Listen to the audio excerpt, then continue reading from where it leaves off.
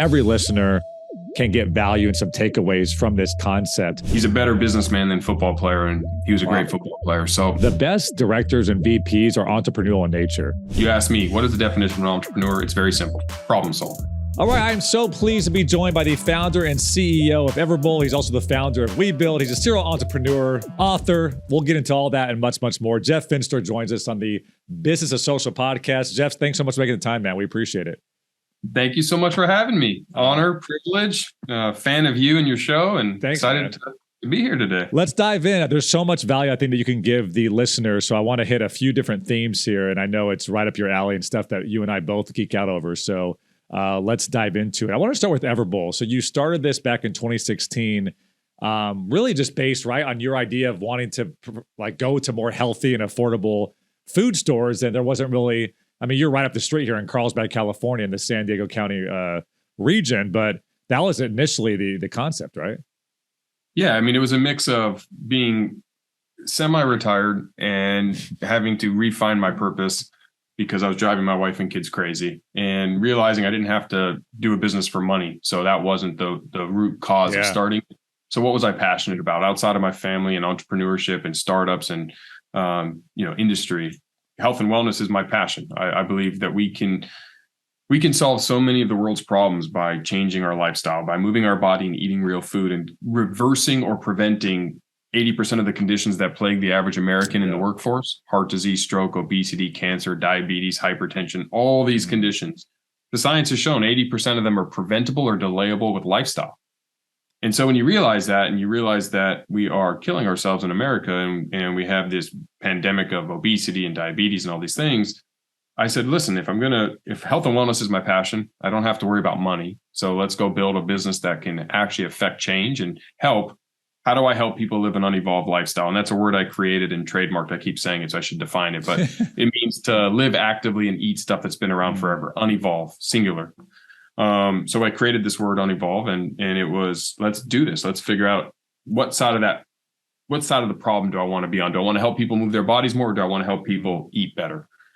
And I'm not a fitness coach. I'm not a trainer. I stay in shape, but I'm not a background. And I realized you can't outwork a bad diet. And when I heard that saying from some trainers of friends of mine that say, listen, you can work out every day, but if you eat poorly and you don't take care of the food side, doesn't matter. And so then it's like, well, okay, that's an important tidbit. And then what do? I import superfoods into my house because I've been eating acai bowls in 2014, 13, 12, and 15.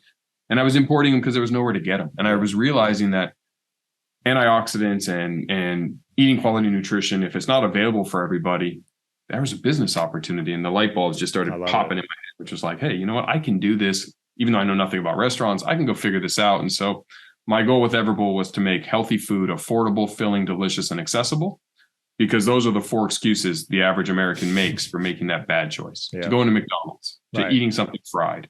It either costs too much to eat healthy, doesn't taste good, it doesn't leave me full and satisfied, or I'm in a hurry and I just can't get it. And so everbowl was built to be affordable, filling, delicious, and accessible, and drive the unevolved lifestyle into the communities of America and bring healthy food, not just in these pockets. You go to Encinitas, California, there's a coffee shop on every corner that has healthy options. But when you go to middle America and you go to these other places where they just don't have these food deserts, let's change that narrative. Let's bring healthy food into the forefront. Let's give everyone access to quality nutrition and help everyone be the best version of themselves.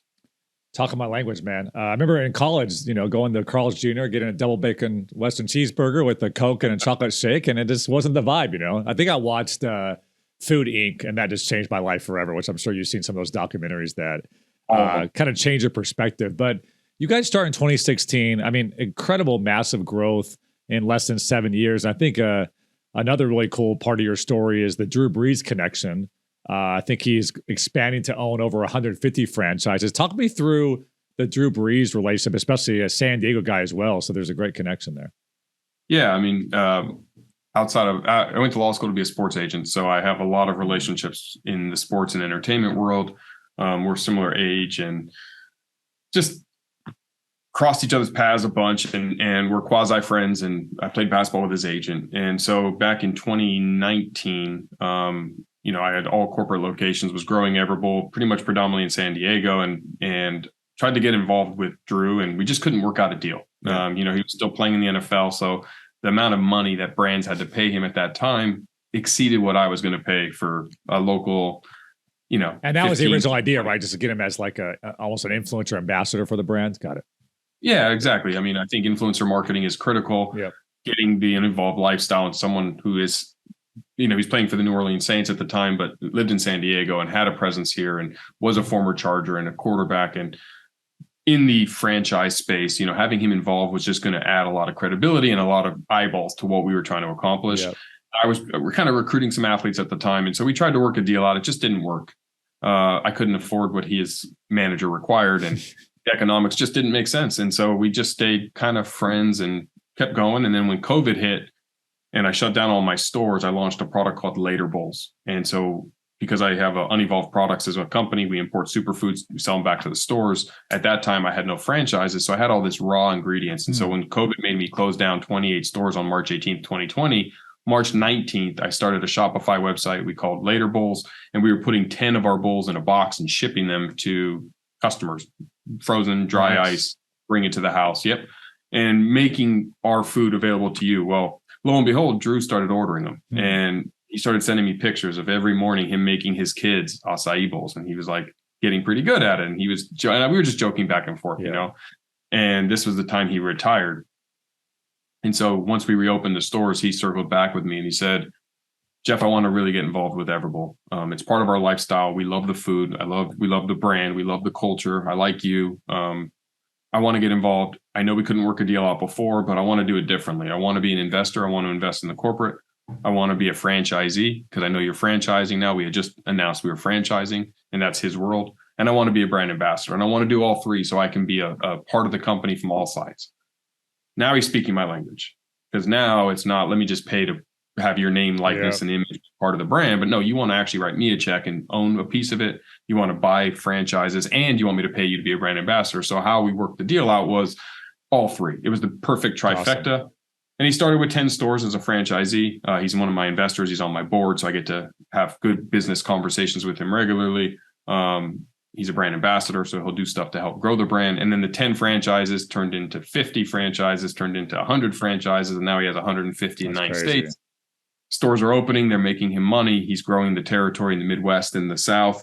And it's been a great relationship. When you have the mindset of a Super Bowl winning quarterback and how he attacked the NFL and how he goes through the progressions and how he understands and analyzes, it's great for business. It's great to have that as a soundboard, and for him to have the back and forth with me when I'm dealing with a business issue, or we're talking about a challenge, or we're talking about an opportunity, and have him break it down how he sees it. It's really good feedback. It's making us stronger. He's a better businessman than football player, and he was a great football player. So excited to have him. And I think he's had that chip on his shoulder ever since Miami didn't allowed the New Orleans Saints to get him in essentially free agency. They didn't believe in his shoulder, and the rest is history with the Super Bowl. How many total franchises do you guys have now, or at least what you plan on, as I know you're expanding consistently? We have 370 sold. Okay. About 70-ish open. We're opening about a store a week, so I don't know when this will air, but about a store a week is opening around the country, and we're going to keep growing. Awesome. Our goal is to bring everbowl to every community and make it, as I said, make it accessible to everybody. And what's so interesting about this whole thing too is first of all, I think a lot of entrepreneurs, again, I've noticed a problem. There's not a healthy place to go to in my community, so I'm going to create everbowl. But also this idea, which really connects to WeBuild, is you're able to essentially install a store in like 2 weeks, if I have that correctly. 3 days. 3 days. Okay. So maybe that's an update from a podcast you did a couple of years ago, but that's incredible, right? Because I think usually coming soon, everbowl, it's there for 6 months, next to the Chipotle or whatever it may be. Talk me through like how you're even able to do that. Sure. So my superpower, and I say that personally because I think we all have a superpower, right? And I'm not the smartest human. I'm not coding the next Facebook. I'm not building the next everbowl with my own hands. My superpower is I use and understand vertical integration, and I understand scale. And I use my relationship capital to attract talent around me to build and grow companies. And so as a serial entrepreneur, you know, how I was able to exit companies prior to everbowl was using this concept of vertical integration well. And so when I started the first everbowl in October of 2016, it cost me just under $300,000 to build a store. My plan was to self-fund them all and grow to 100 of my own units. And so it was going to cost me basically $30 million. Right. I didn't want to spend $30 million. And that's pretty typical of of Subways and your, you know, McDonald's and things like that, right? Yeah.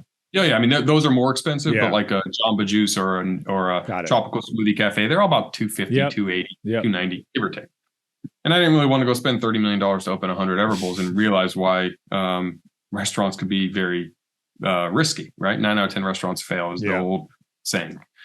And I'll get to that because I think that's really powerful. But understanding like, okay, why is restaurant building so expensive? I mean, we're not engineering something brand new. Like I'm taking an everbowl and I'm going to build it again and again and again and again. So I like to be the dumbest guy in the room. And so I said, well, okay, Ford built Model T, right? They show that if you create an assembly line, you can do the same thing again and again. So why don't I do an assembly line for everbowl?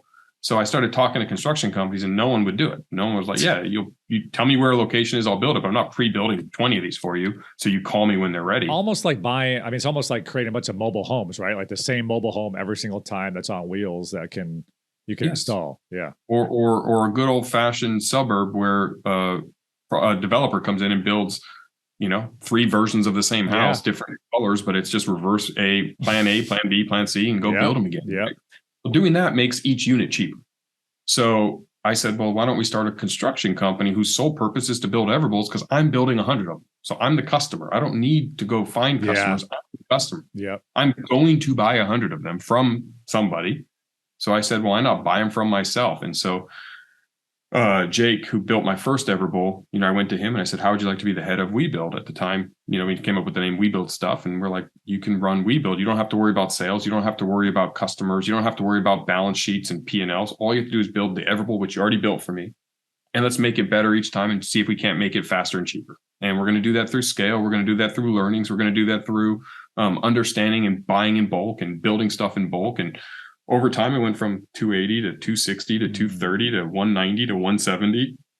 And we were getting faster and faster and faster and faster. And now in my WeBuild facility, you know, I have 10 everbowls sitting in boxes. So if I have a location in, you know, you pick your city in America, I ship it there. The day it arrives, That's awesome. Lot of it is pre-built. A lot of it is pre-designed. We already know how to do this. We've built 70 plus of these things, my team. So no one's coming in and doing this for the first time. We don't have to learn on the job. There's no time wasted.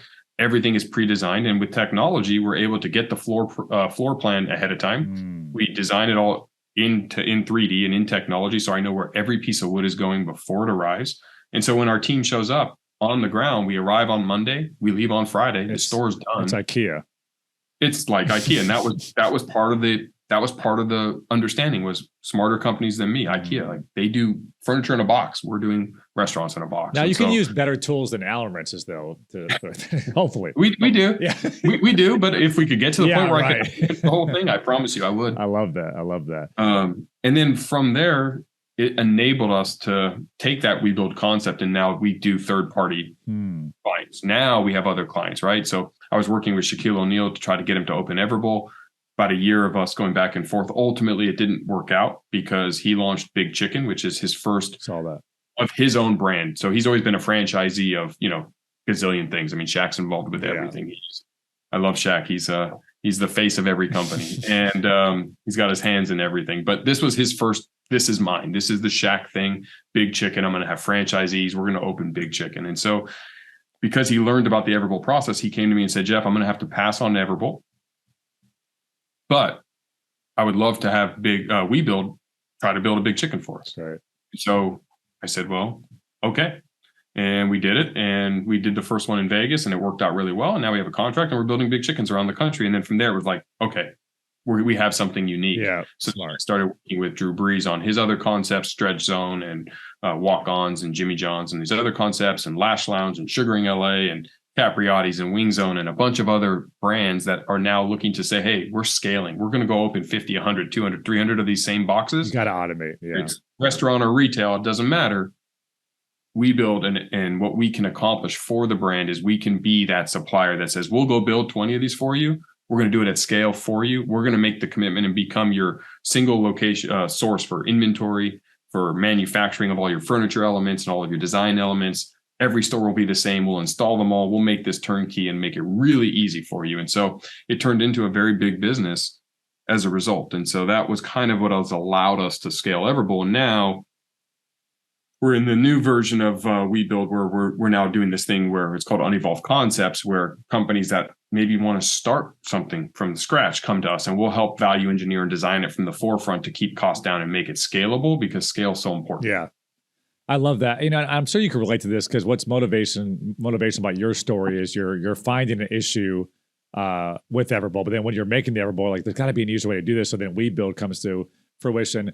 Being an employer too, as CEO, I'm sure you can agree with me on this. The best directors and VPs are entrepreneurial in nature, and they're seeing something a process that's not built yet, or they're seeing a revenue stream that's not there. And there's so many directors and CMOs and folks that CEOs as well that listen to this podcast.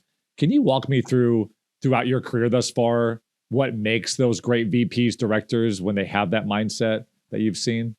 Yeah. And I talk a lot on stage about this because entrepreneurship has finally become sexy. Mm-hmm.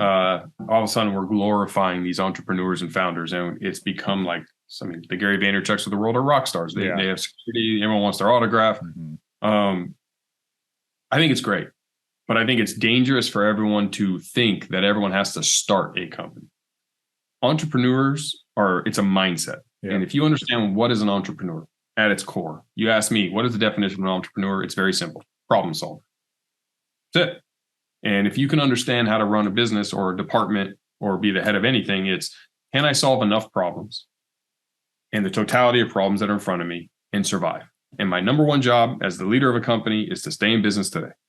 And if I do that, and I stay in business tomorrow, and I stay in business enough days, I'm going to build a company. And so, as I tell my team, if I have to tell you how to do your job, you're not a leader of the company. You're not going to be a department head. So if you're a CMO, a CFO, a CTO, mm-hmm. CEO, you pick your acronym, VP, doesn't matter, or even just account manager. I only like to hire entrepreneurial minds. And so you could be an entrepreneur and be the third employee at a company, the 103rd employee at a company. If you come in with the right mindset, which says, I'm going to come in and I'm not going to be told what to do and paint in a box. I'm going to attack the problems as they come. I'm going to use the total information that's available to me with technology that's available, company resources, third-party companies, and exploring and learning from them. And I'm going to take all that and I'm going to treat this as though I was the entrepreneur and founder of the company. Number one, you're going to be probably the most highly paid employee at the organization. You'll have forever job security, and you're going to grow your enterprise. That is what I look for, and that's part of how we build our company. Is I'm the dumbest guy in the room. So if you're waiting for Jeff to tell you how to build something or train somebody or do all these things, I'm not qualified to do that. I'm qualified to bring talent together, set a clear vision, provide the resources necessary, and amplify my team and give them the blank page and the canvas to paint their masterpiece. Well, it's funny, as I've grown in my career, my colleagues obviously have graduated from directors to now vice presidents, presidents of sports organizations, things like that. And what I find, Jeff, I'm sure you do as well, the books you and I read, Jim Collins' Good to Great, EOS Traction, The Hard Thing About Hard Things, that's not really translating to maybe the vice president or these different heads of departments. And I think all those books can be so valuable. And those are the things that I recommend to my colleagues that are within organizations, but they really are building out separate mini companies within the umbrella. And all those kind of like how to build a company, how to build as an entrepreneur, I think applies to a lot of employees out there. Oh, absolutely. And the best part and I made this mistake early in my career. My first company was a payroll and HR company. I started after I left ADP at a law school, and I kept hiring incredible people, and then they would quit. And I kept blaming them. I kept saying, they don't understand. They don't see the vision. They don't get it. They don't get it. They don't get it. 2 years in, I had a mirror moment. And I realized, what the common denominator was? It was me. My ego was standing in the way of letting them shine. I had to put my opinion in everything and my name on it. Oh, it's a good idea. But if we do this, now it's my idea. It's better. It's mine, and I had imposter syndrome because I was 24, 25 years old as the CEO of a company. And I felt like if I didn't come up with the idea, or if I didn't put my name on it, then they would start to question whether or not I'm the right leader and do I belong here, and all these emotions that had no real good place and created disharmony. And so the day I realized that I'm pushing talent away because I'm not giving them the freedom to shine, that chasm shift changed the outcome of, I ended up growing the company into a very large organization that we got to sell. I built incredible companies because I have incredible team members that lift me up, and I get to stand on their shoulders as the founder or CEO. But ultimately, when you allow them to inject their DNA in the organization because they came up with the idea and they get to see it through, number one, they have so much more accountability. Yeah. Number two, they have fulfillment. They don't want to leave. People don't leave because of money. They leave because of they're unfulfilled. You keep them fulfilled because they get to come to work and know that they're a decision maker. They have all the freedom of an entrepreneur without having all the risk.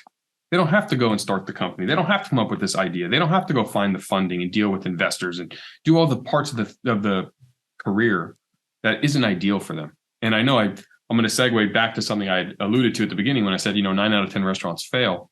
The reason 9 out of 10 restaurants fail is because they're started by chefs, not entrepreneurs.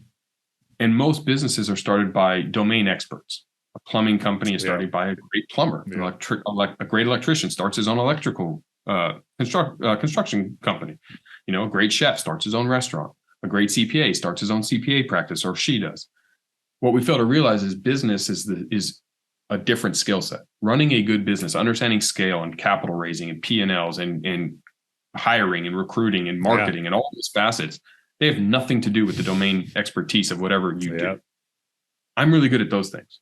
So I need to partner with people who are really good at the domain expertise. If I'm going to start a restaurant, I need a really good chef. If I'm going to have construction, I need someone who really is good with construction, and so on and so on. And so I think that by us expanding that horizon of who we're going to work with and allow those people to come in and have the freedom to be excellent and be great, we're going to recruit great people. We're going to have great teams. We're going to make a lot of friends and have a lot of fun and build really good, sustainable companies. And so having an entrepreneurial mindset is everything. Being an entrepreneur is not. I love that.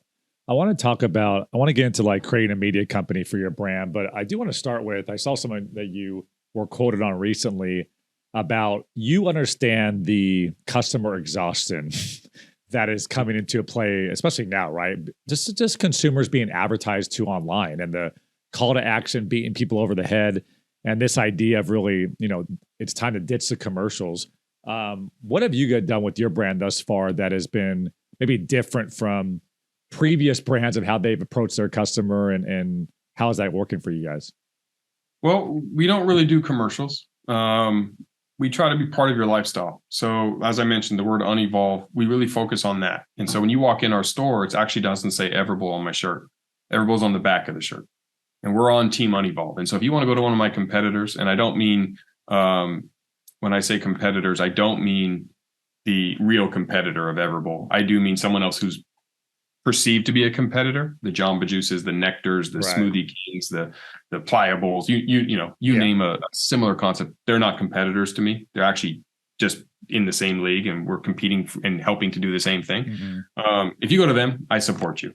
I would love for you to come to Everbowl. I'd love for you to try our food and give us your business. But if you ultimately decide that you like their product better or their culture better or something, hey, good for you. Yeah. And I support you. And I'm not going to sit here and try to advertise to you or beat you over the head. If you go to McDonald's, I'm going to do it. I'm going to beat you over the head. I'm going to help save you. Yeah. And that's who we're competing with. And, I learned this from Elon Musk when Elon Musk was asked, hey, one day all the car companies are going to do electric. And he said, great, I'm not competing with electric cars. I'm competing with gas-powered cars. And I want everyone to go to electric, whether you buy a Tesla or not. And it's true. Right. When he said that, I had that epiphany moment. I was like, oh my gosh, he's right. Like, I'm not competing with Nectar. I'm not competing with Pliables. I'm competing with McDonald's and Carl's Jr. That's who I'm competing with. Because if you're going to Nectar instead of Everbowl, mission accomplished. You're living and promoting an unevolved lifestyle. You're being the best version of you. What else could I ask for? Right. Hopefully you'll give us an opportunity, and maybe you're like, hey, I like them better, but when I'm in blank town and there isn't one of them and you're there, I'm going to go to you. Fine. I'll take it. We'll be part of your journey. So I think the customer exhaustion is real. I think advertising and talking to customers is the wrong approach. I think figuring out how to be part of their lifestyle and be part of who they are and that culture, and that is what we're focused on. We have 2 rules at Everbowl: make friends and have fun. And that's it. And so you ask any of our employees, like, that's what we're about. We're trying to provide a fun experience that's humanized back to eating, because food and music are the two human things that we do at every life event, from birth to death and everything in between. There's food and music. And so as humans, like, that's what humanizes us. And so we're just trying to do it that way. Am I leaving money on the table? 98 out of 100 marketers will tell you yes. And they're probably right in the short term, but I'm not building this for the short term. I'm not building this to see how much money I can make this month. I'm building lifelong relationships with customers. We're providing everbowl to be the superfood brand of tomorrow. And if we can try to make some money today, great. Yeah, one thing I tell a lot of people in the space when they ask my opinion anyway, if they want to hear it, is really when it comes to social, it's about building that community, being authentic to the demographic that you want to eventually market to. I think Patagonia does this really well. I always talk to them about they've created this community where it's not just about the brand, but about what you do when you're wearing the brand type thing. And I saw this recently on a marketing podcast where at any given time, 99% of your target demo is not at a place to buy. Like usually 1% is.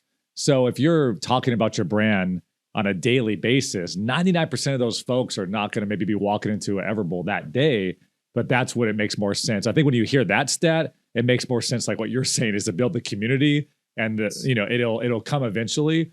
But I think, I mean, you know this, Jeff, I think a lot of folks are about the performance marketing, get rich quick scheme. I want my results now. And your approach is definitely the right approach in my opinion. But I think a lot of brands, they see that quarterly earnings report and they just need results yesterday, right? Well, I think it's true. And I'll add one more caveat, because it's easy for me to, I can imagine someone sitting here listening going, that's easy for you to say because I have to make money this month. Yeah. I don't. Yeah. Right. So if I don't make money this month, it doesn't matter. Mm-hmm. If I had to make money, it'd be a different conversation, and I would behave differently. So I need to be honest about the fact that what I'm saying is, it's like, yes, it is the right thing to do if you can do that. It is a time period, especially like if you're short on cash or you need to demonstrate that this is a viable business, where you have to do some other tactics to market and generate revenue today. What I would suggest is it should be treated like medication, like an antibiotic. Do it when you have to because you need to, but as soon as you can reposition and start to move towards community building and start to move towards recognizing that you're building a lifelong customer and not a short-term customer, stop selling people, because you get to sell people once, maybe twice. But Apple doesn't have to sell you anything. They just tell you we're coming out with a new product and there's a line out the door.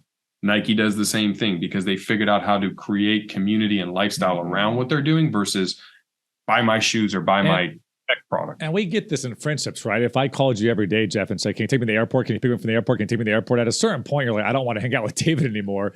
I don't think we really do that math in our head when it comes to relationships or friendships, maybe. But for some reason, when it comes to our customer, I think some brands treat them kind of somewhat disrespectfully, like you're only there for me to get money and extract value from, rather than me giving you value or giving you an opportunity at a community. Yes. And, back when I had a digital marketing agency, Neil Patel and I, we had a rule that every 10 pieces of content we created, 8 of them could not be an advertisement. Yeah, I love that. So for every 8 pieces of value we gave, we've earned the right to ask or talk about ourselves 1 or 2. And that was just kind of our ratio. It was like, hey, we're going to give 8 pieces of content that isn't buy my product. My product is better than this. Product, service. No, it was 8 pieces of how do I add value to your situation. You're watching some platform that we are speaking on. So in everbowl, lifestyle, find ways to eat healthy, introduce and give information on superfoods, community, showcase, this soccer team that just won in the local community, like give value back. And then occasionally, you know what? Hey, we're opening a new store. Why don't you come check us out? I'm curious. I don't know why I'm geeking out over this specific part, but when it comes to a retail location and getting foot traffic, what have you seen, whether at the local level or maybe at the macro level, in terms of that upper funnel brand awareness to eventually lead to Sally putting her shoes on and walking down to the local everbowl? Have you found some campaigns or some influencer stuff that's worked there? Anything to share on that moment? I mean, influencers work really well. Yeah, they just do. It's nothing new. That's been true since TV was pretty much started. And, people started hiring Michael Jordan to be the face. Michael Jordan wearing Nikes on the court was pretty helpful for Nike. Or nothing but net, the McDonald's campaign. That's right. As a kid, I'll never forget those. It's just the correlation, which is I'm going to watch the commercial because Michael Jordan's in it. I'm going to learn about Nike or McDonald's or whatever, Gator, whatever he's sponsoring. And then it's cool because Michael Jordan's cool. And therefore, there's a correlation of coolness. So I think influencer marketing is great.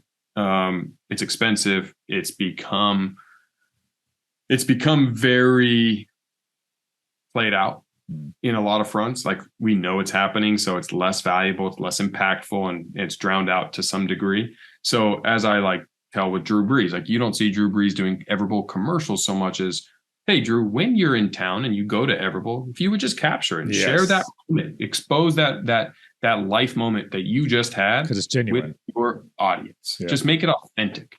Authenticity is really what we are focused on. I don't want you to go there if you don't want to go there. I don't want you to go there because I'm paying you.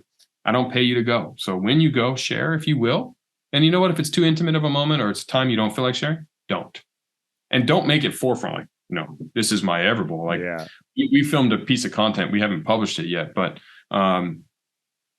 you'll see that it's very, everbowl's just in the background. It's about the individual being active. And then in the back, sitting I guess it's backwards on here. Sitting over here on this table would be a half-eaten bowl. Right. And here I am doing my thing. And 6 out of 10 people may not even see the bowl back there. Mm-hmm.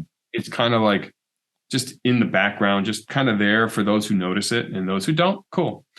The main thing is we're just trying to suggest that everbowl is part of that healthy lifestyle, that eating right is part of that lifestyle. And this human is being active, and therefore you also see that they're eating this food. And so from a community's high level standpoint, to get Sally into the door, we want to sponsor all the active things in the community, Little League, soccer, any event with the kids and the youth that says, hey, we're being active. We want to give money back to the schools and what the community cares about. And each community is different. Yeah. So we really try to we hire from within the community always, because it's a community store. So if you live in the community and you work in the community, we want your friends to come in and we want it to be familiar and it to be part of that community. And if you're opening up a new location, let's say in Chattanooga, Tennessee, is your team looking for influencers that would connect with the brand, that are genuine with the brand, in that local community? Yes. Got it. And that works well for you guys. Micro influencers is really, it's not the Kim Kardashians. I mean, yes, Kim would be great if she wants to, talk about everbowl on a national scale. Yeah.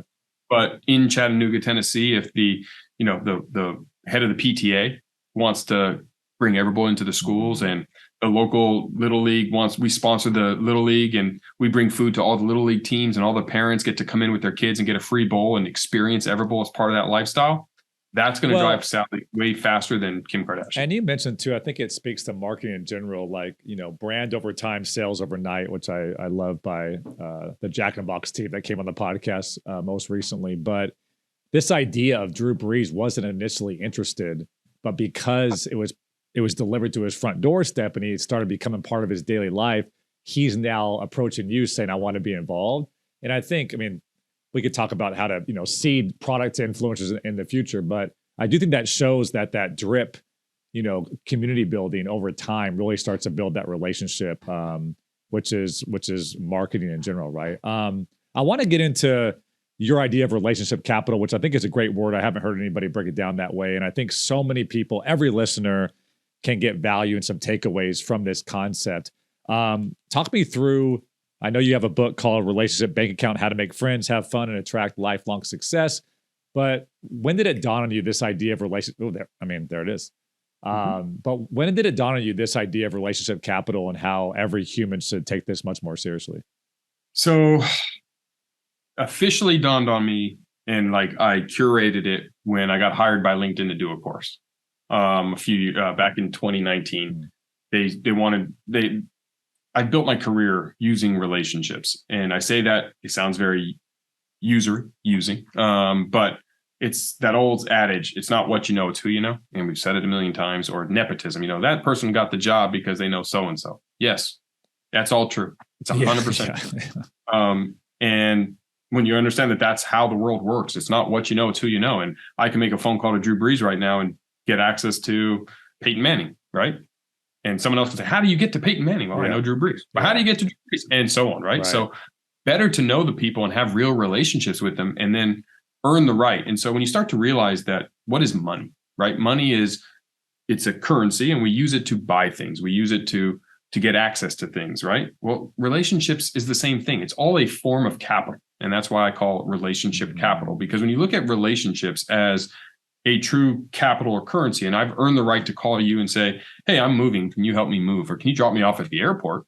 Well, I can call my best friend, and you know what? I've earned the right to do that. And it is a cost, right? If I do it every day, and every time I call, it's like, take me, pick me up. They're going to stop answering the call. And I'm like, dude, this, right? So I'll be broke. I will have used up all of my currency with this individual. Your capital. Yeah, that's great. And so I look at it as a bank account. And that's why the name of the book is called Relationship Bank Account, because we all have a bank account with each other, our kids, our spouses, our parents, our friends, our aunts, uncles, etc., coworkers.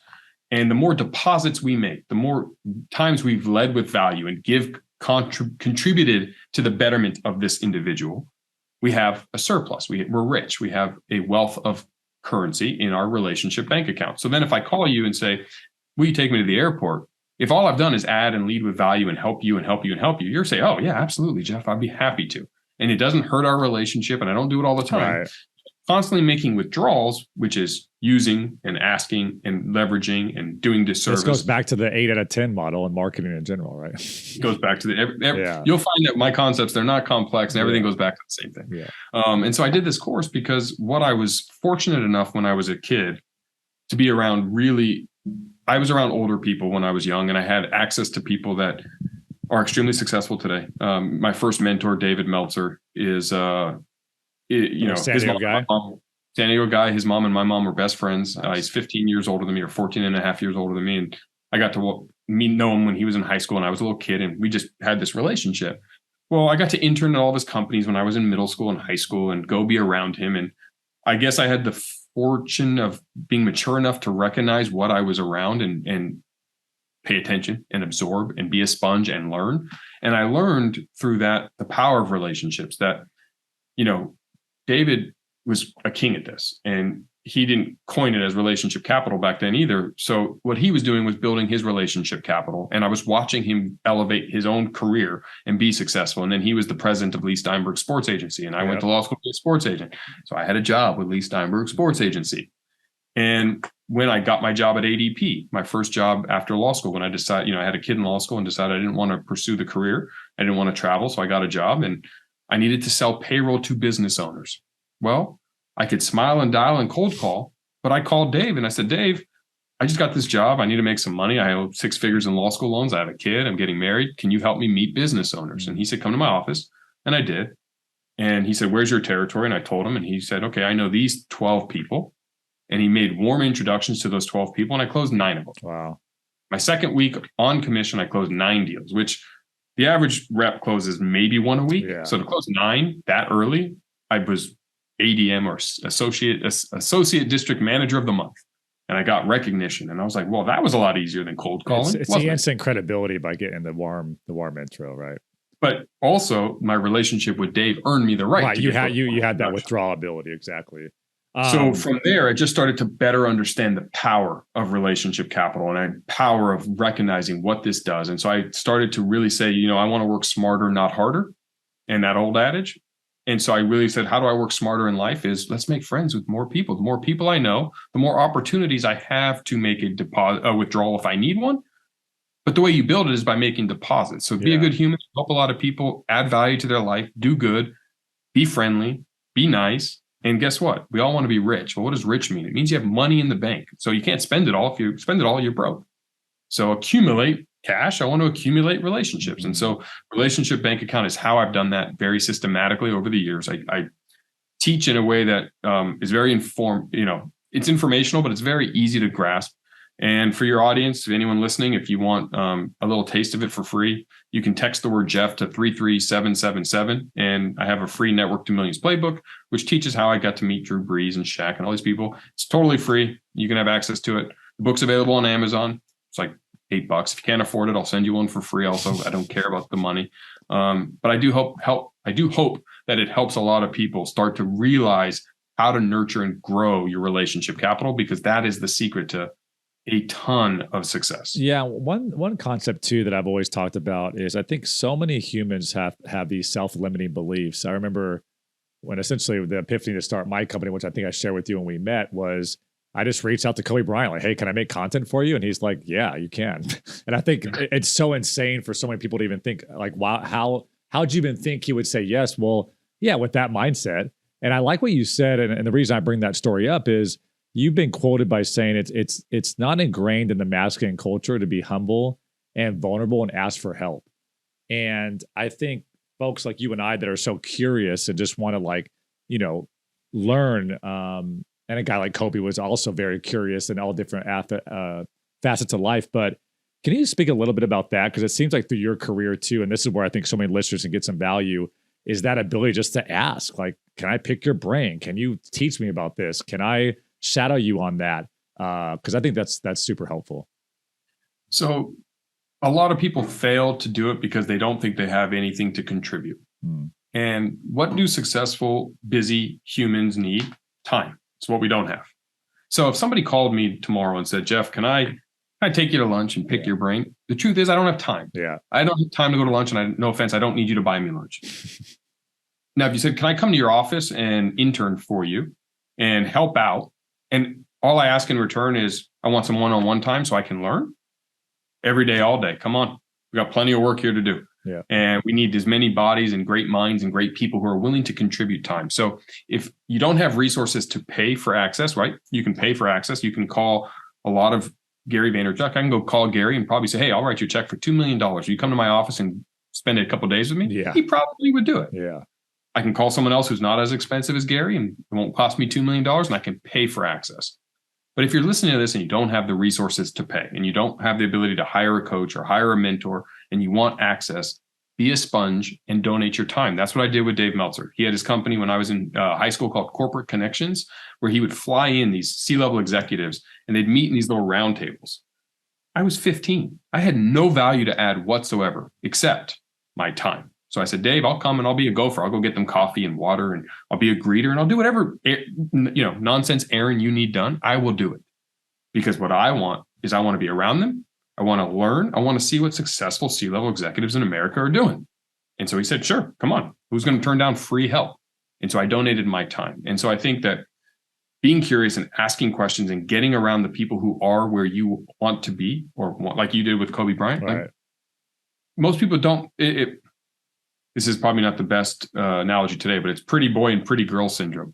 There was a saying back in the 80s, like the pretty girl at the bar didn't get hit on because everyone was intimidated. Or they assumed that there's no way. And they assume that, right? They assume that, oh, I'm not good enough for her, so I'm not going to go up to her. So she's lonely because no one's going up to her, or a guy, right? Same thing.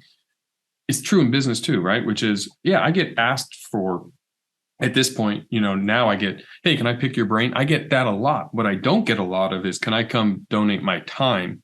And in exchange for that, can I pick your brain? There's a difference. One is a trade and the other is, can I just donate? If I had the time, I would love to do it. And that's why I wrote the book. And maybe the 2023 version is, can I go to one of your everbowl locations and create 10 trendy TikTok pieces of content? I'll send it to your marketing team for free. Can I just steal you for 10 minutes? Just ask them. I mean, that could be a way you're providing Jeff and his team value, especially if you're younger and up and coming. You probably can make some pretty dope TikToks that everyone can actually use or whatever. So 100%. I think you and I are aligned there, and I wish more people would really double down on that strategy because I think it's so huge. That being said, I mean, you kind of just gave a little bit of a takeaway there, but I guess, can you distill down in a couple, takeaways? Relationship capital. If I'm a listener, I really want to make this a priority this year. I really want to make sure that I think when people think of networking, go to a conference and hand your business card out. That is awful. Do not do that. But what's one or two things people can do and really start to focus on to be in a much better place this time next year? Every single person that you have any interaction with, make a point right now today. So the second you listen to this, moving forward, you will ask them one question about them to learn something about them. If I'm looking at you right now, I could say, that is a really cool picture behind your head. And I see you have a picture. It's a goat, I'm assuming. Yeah. And you have, and it looks like a goat on the table. Yep. I can immediately say, you seem to have an affinity towards goats. What is going on with the goat? Yeah. What's the deal with this goat? Yeah. What's going on with the goat? Yeah. Some question to get them speaking about themselves, because what you can learn, and one of the things I teach is everyone likes to talk about themselves. It's just the truth of human nature. Get them talking about themselves. Ask a question. Be more interested in them than interesting. Don't brag. Don't talk about yourself. Try to get them talking about them. If you do that, they're going to love the interaction. My largest client I ever had at my payroll business that I sold for 8 figures, I got from the Albertsons checkout clerk, because I was going through Albertsons once a week. It was in my neighborhood, and I would make small talk with her, and I learned about her a little bit. She learned about me a little bit. It was 5 minutes once a week. But instead of me putting my head down and playing on my phone and ignoring the human in front of me, I didn't do that. And it was very clear that over the course, we never met outside of Albertsons. I'd never been to their house. They'd never been to mine. But what she knew about me was I had a payroll business and I had 2 daughters. Well, I had 1 daughter and my wife was pregnant. And she said to me, my brother is having a payroll issue.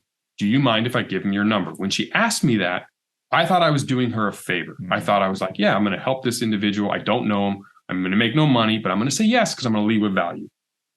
I said yes. It ended up being that he had over 1,000 employees in his company.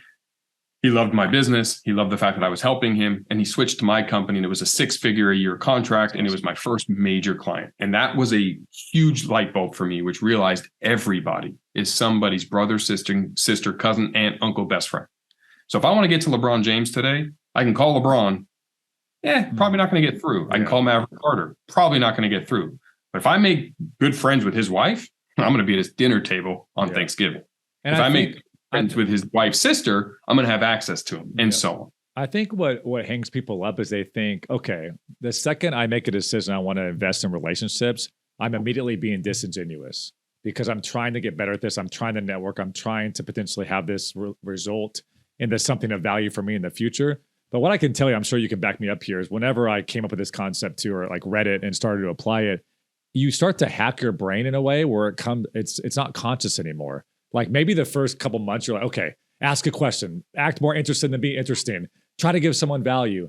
But I will say in a very short amount of time, you almost rewire your brain where that becomes part of your everyday life. And you wake up one day like, holy crap, I got some amazing relationships around me because I chose to make a conscious decision here. Yes, and I'm going to give everybody some clear, straight up information. Every relationship is selfish and disingenuous, even with your kids. I watch my kids do stuff. It makes me feel good. I don't do it because it makes me feel bad. I do it because I love my kids. It makes me feel good. Every relationship is selfish. The difference is you be selfless to create those selfish relationships. And how do you become a good friend?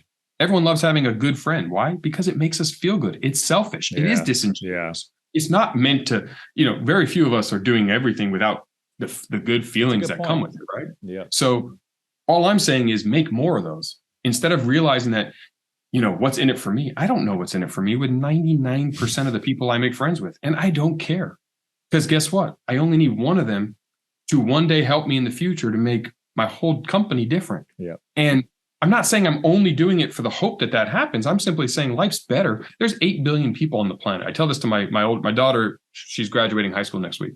Nice. And she's going to go to college next year. And I tell her this all the time. I say, there's 8 billion people on the planet. You maybe know 200 names. Like if you saw them in the street, you'd be able to say, hey, I know you. Yeah. And of that, maybe 50 that you have a relationship with and 20 that you're actually close with. If you can add one more to that list and have one more person who's a champion of you, and is thinking about you in the world and loves you and cares about you, or et cetera, or your family, that's huge. You're building an army of pride. Yeah. So go do that and do it whichever way. And all I'm saying is by rewiring your brain to be more interested than interesting and ask questions and lead with value, that's how friendships are made. That's how little kids make friends on the playground is, oh, that's a cool shirt. I have a similar shirt. You love basketball? I love basketball. Let's play basketball together. Biology almost. It's innate. Yeah, you're finding commonalities. You're finding a reason. And the last bit I'll say, just because you asked for 2, 1 is do that with every stranger, and 2, focus on learning. The challenge for a lot of people who do make a commitment to want to start to build relationships is they have struggled to build relationships with people who aren't like them because they don't know those topics. And so I try to spend a bunch of time learning a little bit of as many things as I can, whether it's AI, whether it's programming, whether it's marketing, whether it's construction, whether it's sales, whether it's sports, whether it's the arts or the media or music. Because if you're having a conversation and I'm at a networking event, bar, a restaurant, the airport, and I overhear you talking about Kobe Bryant, I'm a diehard Laker fan. I could talk about that. Yeah. What if you're talking about the arts and I know nothing about it? I'm going to tune out and I'm never going to get that opportunity to build a relationship with you. So if you're just spending a little bit of time being exposed to cultural events and what drives conversation, and if you hear somebody talking about something and you hear someone else talking about it and you don't know anything about it, pull out your phone and Google it and learn a little bit and then ask questions. Hey, I just started reading about arts, and all those arts stuff, whatever it is. Or I just started learning about basketball and LeBron James. You mentioned Kobe Bryant. Are you a Laker fan or did you just work with Kobe? Yeah. Now I'm asking you questions and I found a way to get involved in the conversation so we can build a relationship. Love that. I want to I know we only have a little bit more time together, but I wanted to ask you as a business leader, you're seeing what I'm seeing too, is the market shifting, right? I think, especially in my industry, entertainment, streaming tech, a lot of listeners out there, it was all about adding net subscribers. I've been talking about this on the podcast a lot. And that was really making your stock price go up or down, or your investors coming through. Now, I think it's a lot less about potential, more about profit to the bottom line. We're literally large Fortune 500 companies are doing layoffs and the stock price is going up. So I'm just curious your overall take, especially employees in this market that may be a little bit anxious, a little scared. What's happening? What's your take on what we're going through? As there's a pendulum swing to a lot of this stuff, but what's your overall take and how people should take away from that? So I think that there's been unfortunately for the average worker, the last couple of years, and we'll say the COVID era, really put rocket fuel to the transition. There was a period of time when we went to the stay-at-home model and the power was in the employee box and employers were struggling to hire and everyone had to companies couldn't stand on their values. They had to kowtow to whatever the employees wanted, whether it's work from home or these kind of values, et cetera. Now, I'm not saying that's good or bad. I'm simply saying that what I think is companies should have their values and employees should find organizations that mimic their values. As we move towards AI and technology is now going to replace a lot of these jobs and a lot of employers want people to come back. And to your point, big tech companies are doing massive layoffs and stock prices are going up because we're getting rid of overhead. And the biggest cost for most companies is people. So you have to make yourself invaluable. You have to stop being a cost center. And I try to explain this to my daughter also because she doesn't understand. Like she used to say, well, why does LeBron James get paid so much money and a teacher doesn't? When a teacher's adding so much more value to the world. Because a teacher's a cost center and LeBron James generates more revenue than he costs. The Lakers pay LeBron $40 million and they make $200 million off of him. They're up 160. They'll do it all day. Government pays a teacher $50,000 a year and no one else contributes to the government as a result of that directly. So they can't afford to pay that teacher more. So you have to start thinking about yourself in the context of how do I add value to the company that I'm part of, the organization? What can I do to stop being a cost and make sure that I'm generating more revenue than I cost? And it's a math equation. And the way you do that in today's world is don't be scared of AI. If AI is replacing your job, master AI and learn how to use it as a prompt and go to your boss and say, guess what? I just figured out how to use AI to make my job more efficient to where I don't have to spend 8 hours doing this task. I get to do 20 minutes doing this task. And now I can give you 7 hours and 40 minutes of time to do other things. Guess what? I can train your other people at the company to do the same thing. And I can or I can build a department for us where we're now using AI. So you don't have to go hire 10 more of me. Right. I just became invaluable. Yeah, I love that. What you pay me doesn't matter anymore. And that's what you have to start thinking about in today's world where technology is replacing so much of the day-to-day menial tasks is we can't get by anymore being mediocre. We've got to all start to figure out how do we be remarkable in our career? How do we add value to the bottom line of the organization? And back to what we talked about at the beginning, be an entrepreneur at your company. Yeah. Entrepreneurs they get paid last and they're not worrying about, everyone's always worried about job security. The best way to secure your job is to make it to where your company, it's not a job, it's you that is invaluable, not the position. Yeah. And that's a mindset shift that has to happen. Otherwise, I think a lot of employees are going to be struggling if they're operating in a different mindset of, I'm job security. No, be human security. Just know that you're valuable and you'll add value whatever role you have in the organization, and be nimble. I love that. So many great takeaways, Jeff. I guess I'll leave you with this. What's one, I guess, tool or something you subscribe to, or something that you get just a ton of value out of that you wish more people knew about? Well, tool, obviously I've been using a lot of AI in Midjourney. Midjourney is really an awesome technology. I get a ton of value out of that. I get a ton of value personally out of YouTube. And I know a lot of people watch YouTube, but most people watch YouTube for entertainment. I watch YouTube for learning. Yeah, too. I spend a lot of time in my car podcast, but I also put on YouTube and I learn things. Like I said, I'm big on relationship capital. So I think that understanding things that are outside of where you normally are focused and increasing your ability to contribute to conversations is so valuable. Love it. And finally, what's another tool? Or any book or newsletter or someone you follow that you get value from? I follow a ton of people. So it'd be a disservice to only say one. I would say, you mentioned a few books. I'll say the book that changed my life the most was probably Tim Grover's Relentless. I recommend everyone read that book. He's a mind coach. He worked with Michael Jordan and Kobe Bryant and Dwayne Wade. I'm a high achiever, high performer individual. That's what drives me. So I think everyone needs a little bit of that, even if that's not you and you're not uber competitive, to understand what makes the absolute best in the world at anything, be the best in the world at that, getting into the formula that they use for success, and that's the whole nature of my own show, the Jeff Fenster Show, which I'll do a little plug for. Please do. It's coming out in June. It's syndicated by Entrepreneur. It'll be available on entrepreneur.com plus all the platforms. And it's all about success formula and getting into not why we're successful or how we're successful or what we did, but what is the formula that we all use, successful humans have used again and again to be successful. So regardless if Drew Brees plays football, is running a Jimmy John's franchise, an everbowl franchise, being a dad, being a charitable man through the Drew Brees Foundation, or running a bank, he's going to be successful because he has a Drew Brees formula. And that formula is what I want to take away so we can get to the audience. And so I think that we all need to stop looking at all of the people we look up to as gods and goddesses, but actually look at what is the formula they are using to be successful, because we can all apply that.